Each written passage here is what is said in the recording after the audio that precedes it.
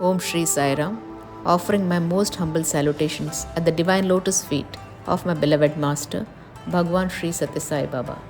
Bhagavata Vahini, Chapter 34, Krishna Avatar. Summary. Here Sage Shuka describes the nature and characteristics of the Krishna Avatar.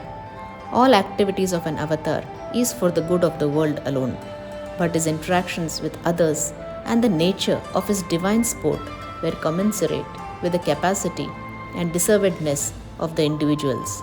Krishna was very different from Rama and mischievous as a child, though very endearing to all. He did things with flair and fun and saw through evil designs of the demons while sporting lovingly with others.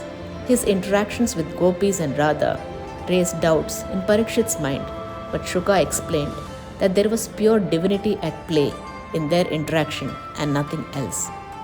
Contemplating on the bliss sent Sage Shuka into a samadhi state, and he reiterated that the simple herdsmen, gopis, and villages of Gokul were more fortunate than even Krishna's queens in how they got to interact and play with the Lord.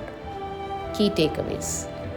While in the Rama avatar, Rama was the very embodiment of Dharma in both letter and spirit, where every action that he chose were both correct in letter and ideal.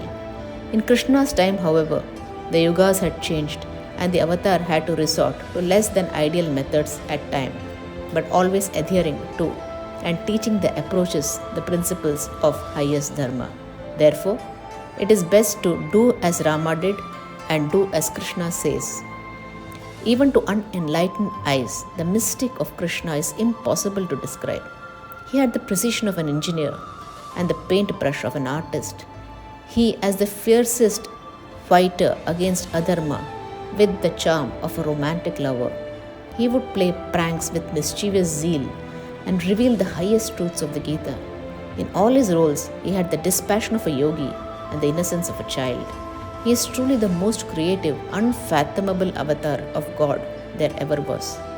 Radha and Gopi's passion with Krishna may appear inappropriate and sensuous to the ordinary eye, but in reality, it was just God engaging with his devotee in a manner commensurate with the longing in the devotee's heart and the deservedness of the devotee. There are no limits or restrictions to God's capacity to express his love for his devotees. They can see him as father, mother, guru, friend, or even lover, and God will respond accordingly.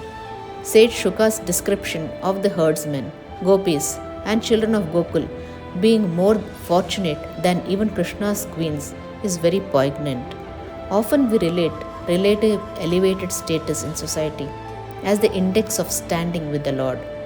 But the relatively undereducated people who had the opportunity for light, plan, and fun with the divine child in his unrestricted, carefree days have had the greatest fortune, just like Swami's childhood friends and village folk from Puttaparthi had when he was a young boy. End of chapter 34. Jai Sai Ram.